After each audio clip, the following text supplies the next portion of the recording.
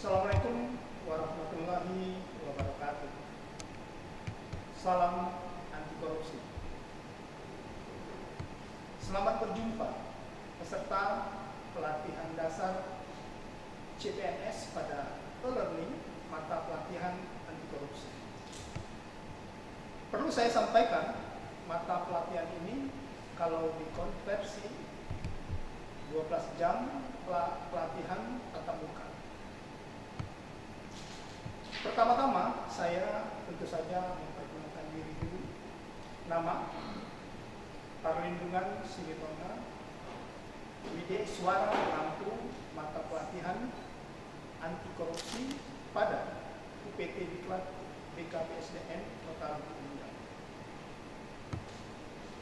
Saudara-saudara yang berbahagia, kita tentu tidak asing dengan kata-kata korupsi, tindak pidana korupsi, integritas.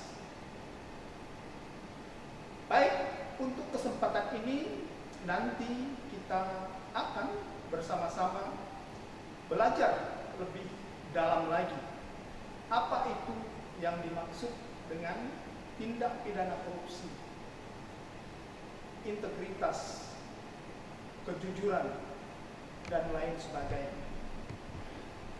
Sebelum masuk ke substansi mata pelatihan anti korupsi, akan saya jelaskan apa tujuan pembelajaran ini dan apa hasil belajar yang akan saudara-saudara dapatkan. Saudara-saudara sekalian, tujuan dari pembelajaran e-learning mata pelatihan anti korupsi ini adalah nantinya peserta diharapkan mampu membentuk perilaku yang aman, perilaku yang jujur, dan serta berperan aktif dalam pencegahan korupsi di lingkungannya. Saudara sekalian, hasil belajar nanti yang akan saudara-saudara dapatkan adalah yang pertama, menyadari dampak dan perilaku dari tindak pidana korupsi bagi dirinya, bagi masyarakat, bangsa, dan kehidupan di suatu negara. Selanjutnya adalah saudara nanti dapat menjelaskan cara-cara menghindari perilaku korupsi. Saudara nanti juga dapat menjelaskan internalisasi dan pembangunan sistem integritas nasional untuk mencegah tindak pidana korupsi. Selanjutnya, saudara yang paling penting adalah dapat mengaktualisasikan nilai-nilai dasar anti korupsi bagi kehidupan pribadi, keluarga, masyarakat, dan bangsa Indonesia. Itu tadi saudara-saudara yang akan sama-sama paling tidak kita kuasai dari mata pelatihan. Baik, selanjutnya kita akan masuk kepada substansi mata pelatihan ini. Tentu saja di dalam pembelajaran e-learning ini, saudara-saudara sekalian tidak dapat lengkap apa semua yang tertera di modul. Silakan saudara membaca modul yang sudah saudara dapatkan. Korupsi yaitu adalah kata-kata yang tidak asing bagi kami saudara-saudara sekalian. Mungkin saudara-saudara sekalian amat sering mendengar kata-kata ini. Tetapi kalau mendefinisikannya, kadang-kadang kita agak kesulitan. Untuk itu saya perlu menyampaikan pengertian korupsi itu dengan dua pendekatan, yaitu pendekatan harfiah dan pendekatan yuridis. Secara harfiah dan etimologi, korupsi itu berasal dari bahasa Yunani yaitu corruptus atau korupsi, dan diadopsi bahasa Inggris menjadi korupsi, dan kita korupsi ya. Arti intinya adalah kebusukan, kebobrokan, kehancuran, kejahatan, ketidakjujuran. Itu tadi saudara-saudara sekalian pengertian korupsi secara harfiah.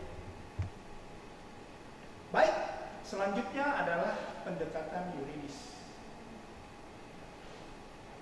Korupsi adalah kejahatan yang luar biasa. Maka pendekatan secara hukum dilakukan dengan secara luar biasa juga. Kenapa? Karena undang-undang korupsi ini adalah undang-undang khusus ya, yang disebut dengan undang-undang tindak pidana korupsi. Undang-undang tipikor adalah Undang-Undang Nomor 31 Tahun 1999, Junto Undang-Undang Nomor 20 Tahun 2001.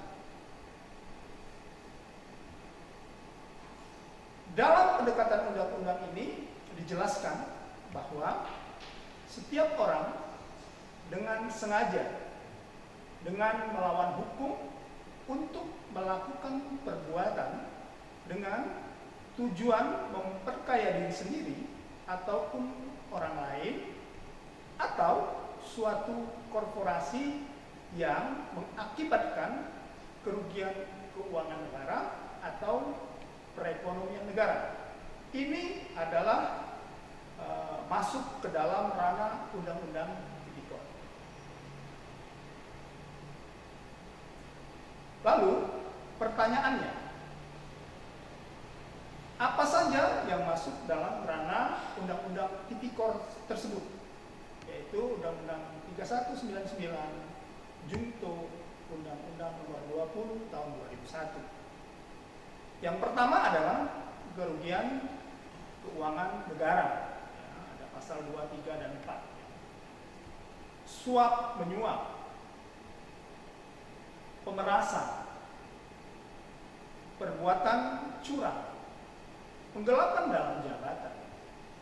Selanjutnya yang keenam adalah benturan kepentingan, gratifikasi. Ini gratifikasi ini adalah junto dari Undang-Undang Tipikor Nomor 31, karena sebelumnya pada Undang-Undang Nomor 31 gratifikasi belum termasuk di dalam tindak pidana korupsi.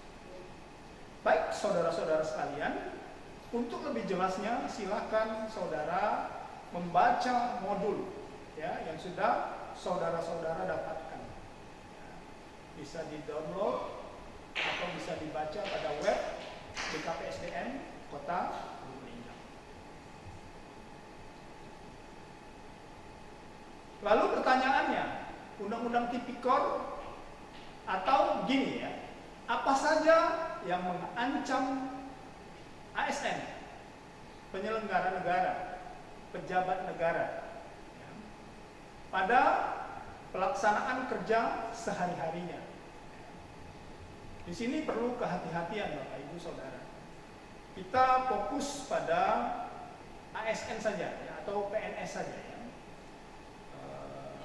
Secara luas nanti pejabat negara dan lain sebagainya dapat saudara pelajari lebih lanjut. Kita diancam oleh 3 undang-undang. Ya. Pertama, Undang-Undang Tipikor tadi, Undang-Undang 3199, Undang-Undang 20 2001.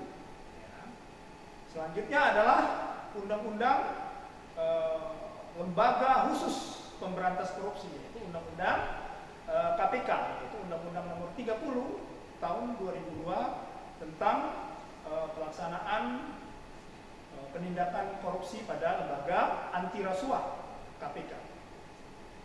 Lalu ada satu lagi undang-undang, yaitu Undang-Undang Nomor 5 Tahun 2014 14 tentang aparatur sipil negara. Saudara-saudara sekalian, ancaman undang-undang ini sampai 20 tahun penjara. Bahkan undang-undang KPK bisa mengadopsi hukuman mati. Ya, nanti untuk lebih detailnya bisa kita diskusikan lagi. Ada lagi tambahan Undang-Undang Nomor 5 Tahun 2014 yang dimana saudara-saudara bisa diancam dengan pemberhentian tidak dengan hormat. Ya. Kalau zaman dulu sebelum Undang-Undang ASN ini ada, ancaman hukuman 5 tahun ke bawah, Bapak, Ibu, atau saudara sekalian belum diberhentikan dengan tidak hormat atau belum dipecat. Tapi pada undang-undang ini saudara perlu ketahui, walaupun saudara-saudara sekalian divonis inkrah, misalnya 1 hari saja, saudara-saudara sekalian otomatis berhenti sebagai ASN. Sangat disayangkan, bukan? Sudah susah-susah, sudah capek-capek, sudah nunggu untuk jadi ASN gara-gara penyimpangan tindak pidana korupsi yang kadang-kadang hanya 100-200 ribu, ya. Banyak contohnya yang hanya ratusan ribu bisa dipenjara, bisa diberhentikan sebagai ASN. Ini dampaknya sangat luas. Maka undang-undang tipikor perlu kita pahami, ya. Karena tindak pidana korupsi ini adalah tindak pidana kejahatan yang luar biasa. Baik, saudara-saudara sekalian. Lalu pertanyaannya, apa saja korupsi itu? Apa saja macam-macam korupsi itu? Ada paling tidak 7 kategori korupsi, macam korupsi. Yang pertama adalah korupsi transaksional. Namanya saja transaksional, ada transaksi. Selanjutnya adalah korupsi ekstroaktif. Ya. Di sini ada penekanan, ya. Salah satu pihak menjadi korban misalnya. Selanjutnya adalah korupsi autogenik. Autogenik ini biasanya menyangkut kepada kemampuan seorang, baik pun kecakapan secara keilmuan, kecakapan secara fisik, dan lain sebagainya. Ini adalah macam-macam korupsi yang bisa dilakukan, transaksional, ekstraktif, autogenik. Selanjutnya, korupsi yang bersifat defensif. Korupsi ini biasanya orang melakukannya karena mempertahankan status, kedudukan, keadaan, ya, sehingga dia melakukannya secara terpaksa, ya, defensif. Bapak Ibu nanti boleh baca modul, ya. Selanjutnya adalah korupsi yang bersifat investasi. Korupsi ini adalah korupsi yang dilakukan tidak langsung, ya, mengambil hasilnya. Korupsi ini adalah sifatnya investasi dan akan diambil, akan dinikmati setelah beberapa saat kemudian atau beberapa tahun, beberapa bulan. Ini biasanya kita temui pada pemilihan kepala daerah. Ada pengusaha yang melakukan sokongan dana bersifat investasi dan akan ditagih nanti kalau kepala daerah tersebut sudah menduduki jabatan. Baik, selanjutnya adalah korupsi yang bersifat nepotisme.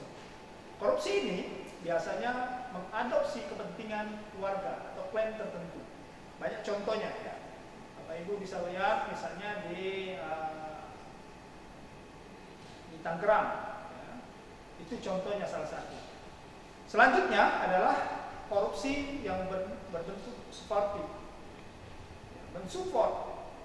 Mensupport suatu keadaan sehingga bisa dilakukan tindak pidana korupsi oleh seseorang, suatu badan ataupun pihak-pihak lain. Itu ya, saudara-saudara sekalian, ada 7 jenis korupsi. Nanti saudara-saudara dapat mendalaminya lagi dengan membaca modul ataupun referensi-referensi yang saudara dapatkan. Baik, selanjutnya tentu saja kita akan mengetahui apa saja penyebab terjadinya suatu tindak pidana korupsi.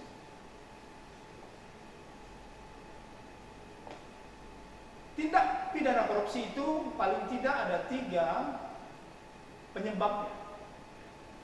Yang pertama adalah terpaksa atau by need. Selanjutnya adalah memaksa, by greed.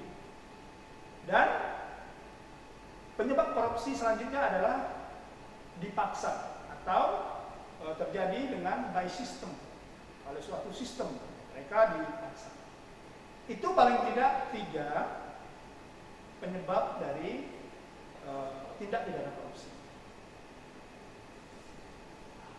Selanjutnya saudara-saudara harus tahu apa faktor penyebab terjadinya tindak pidana korupsi. Yang pertama adalah penegakan hukum yang tidak konsisten. Penegakan hukumnya tidak konsisten.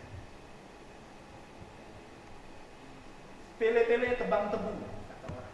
Atau tajam ke bawah, tumpul ke atas. Ini adalah salah satu penyebab korupsi tersebut. Selanjutnya adalah penyalahgunaan wewenang dan kekuasaan. Sini tentu saja orang yang mempunyai kewenangan, mempunyai kekuasaan, dan mempunyai otoritas misalnya. Selanjutnya adalah langkanya lingkungan yang anti korupsi atau langkanya suatu lingkungan yang bebas korupsi. Jarang sekali ya kita temui lingkungan yang memang benar-benar bebas korupsi. Tapi kita bisa melakukannya seperti negara-negara yang dekat-dekat saja ya, Singapura, ya, Jepang dan lain sebagainya. Selanjutnya adalah rendahnya gaji, rendahnya penghasilan. Dalam hal ini adalah PNS ya, saya fokuskan sebagai PNS. Ini adalah penyebab korupsi juga, walaupun tidak berbanding lurus kadang-kadang. Selanjutnya adalah keserakahan dan kemiskinan. Ada yang sudah kaya ya, sudah cukup mapan, tetapi masih saja melakukan korupsi. Kenapa? Karena adanya sifat keserakahan dan kemiskinan juga bisa menggantikan penyebab korupsi. Baik, selanjutnya adalah budaya petty atau budaya peti. Ini adalah budaya baik tadinya, budaya yang terjadi di masyarakat, yang saling memberi, misalnya menolong, ya, memberi makanan. Itu adalah baik, tetapi bisa menjadi suatu penyebab korupsi. Budaya ini bisa diselewengkan misalnya. Baik, selanjutnya adalah yang paling penting adalah gagalnya pendidikan dan gagalnya pendidikan agama serta etika. Ini yang paling penting, saudara-saudara sekalian.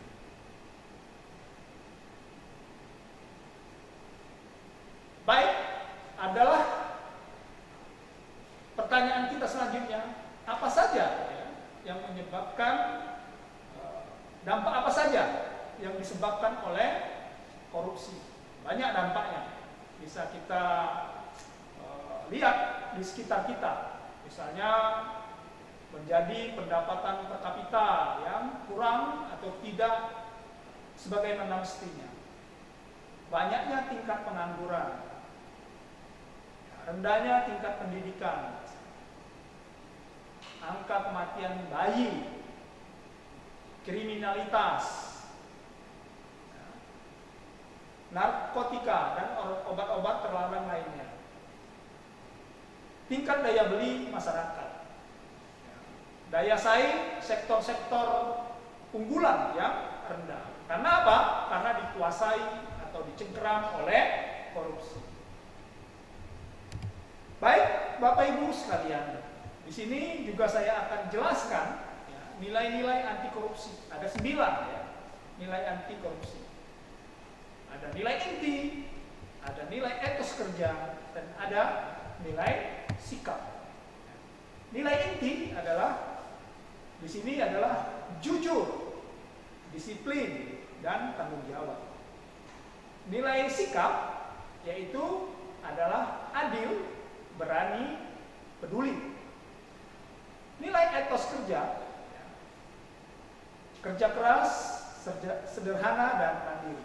Itu saudara-saudara sekalian, nilai-nilai anti korupsi ada 9. Nanti kita bisa pelajari juga di modul. Selanjutnya, bagaimana kita melakukan strategi pemberantasan dari tindak pidana korupsi, dari tindak pidana yang luar biasa ini. Ya, ada 3 strategi. Yang pertama adalah strategi represif. Banyak kita lihat yang ditangkap-tangkap, OTT, yang diperiksa, yang jadi saksi, yang jadi tersangka, maupun yang jadi terdakwa. Itu adalah strategi represif. Strategi perbaikan sistem, itu adalah strategi di mana saudara-saudara sekalian ketahui adalah memperbaiki sistem sehingga meminimalisir suatu tindak pidana korupsi dengan misalnya sistem IT,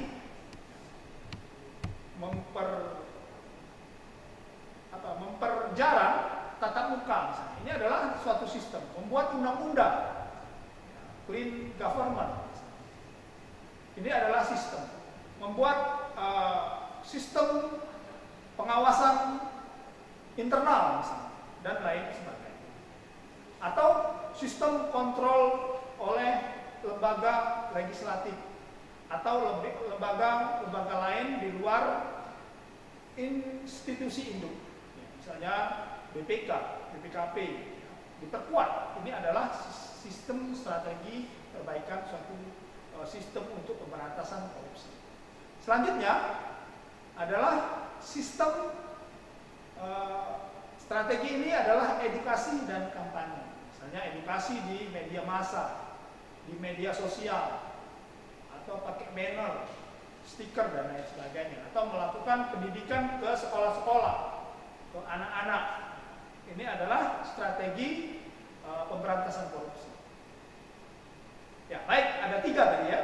Strategi represi, strategi perbaikan sistem, strateginya adalah edukasi dan kampanye.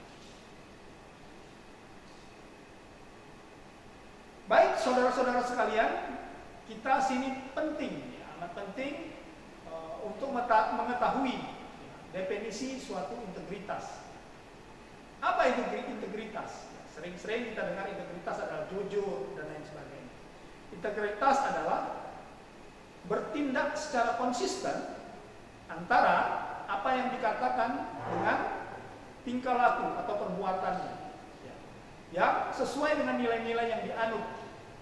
Nilai-nilai ini dapat berasal dari nilai-nilai kode etik. Ada ya di kantor-kantor atau di organisasi, itu adalah kode etik, atau di profesi di mana tempat dia bekerja, atau nilai-nilai masyarakat, budaya, atau nilai-nilai moral dan pribadi, juga nilai-nilai agama.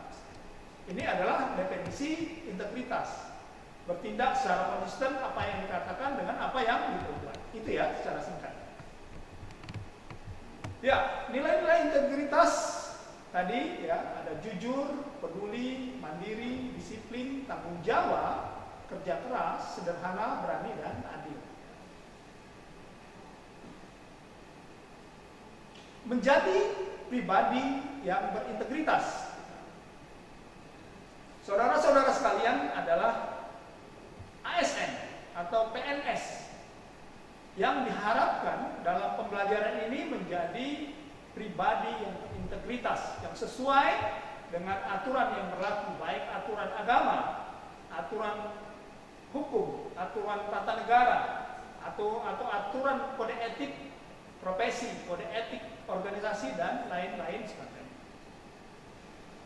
Saudara-saudara sekalian, untuk menjadi sistem integritas nasional dimulai tentu saja pada diri sendiri dulu. Diri sendiri masing-masing orang, masing-masing pegawai, masing-masing keluarga memiliki integritas yang tinggi. Selanjutnya adalah terus ke keluarga, terus ke organisasi, berlanjut kepada pemerintah daerah misalnya, suatu pemerintah daerah yang bebas korupsi misalnya. Selanjutnya tentu saja akan menjadi suatu negara kesatuan, misalnya Republik Indonesia yang indeks persepsi korupsinya terus meningkat misalnya. Bisa mengejar paling tidak di ASEAN ya. Ini yang kita harapkan, sistem integritas nasional yang berasal dari saudara-saudara sekalian. Karena apa? Saudara-saudara sekalian ini adalah tunas-tunas integritas, pegawai baru yang diharapkan mengelola negara ini dari misalnya setahun ke depan sampai saudara sekalian mungkin 20 tahun ke depan. Saudara-saudara ini adalah masa depan dari suatu bangsa. Itu perlu dicamkan saudara-saudara sekalian. Baik. Selanjutnya kita adalah perlu memperbaiki kultur atau reforming kultur, yaitu memperbaiki suatu perilaku, suatu ucapan, emosi maupun pikiran, dan tentu saja selalu menanamkan integritas di dalam hatinya, di dalam jiwanya, di dalam perbuatannya, yang akan membentuk perilaku, kebiasaan, budaya yang berintegritas. Saya rasa itu saja yang dapat saya sampaikan saudara-saudara sekalian. Dari pembelajaran ini nanti saudara-saudara diharapkan bisa memahami apa itu tindak pidana yang luar biasa. Saudara dapat menjauhinya dan saudara menjadi agen perubahan untuk menjadikan negara kita negara yang bebas korupsi. Dan saya rasa saudara-saudara atau kita akan mampu menjadi negara-negara yang bersih, negara-negara yang efektif dan negara yang efisien. Saya rasa itu saja yang dapat saya sampaikan pada kesempatan ini. Mohon maaf bila ada penyampaian yang kurang pas, kurang lengkap, dan saya harap saudara-saudara dapat mempelajari ini lebih lengkap lagi pada modul yang sudah saudara dapatkan. Billahi taufik wal hidayah. Wassalamualaikum warahmatullahi wabarakatuh. Salam anti korupsi.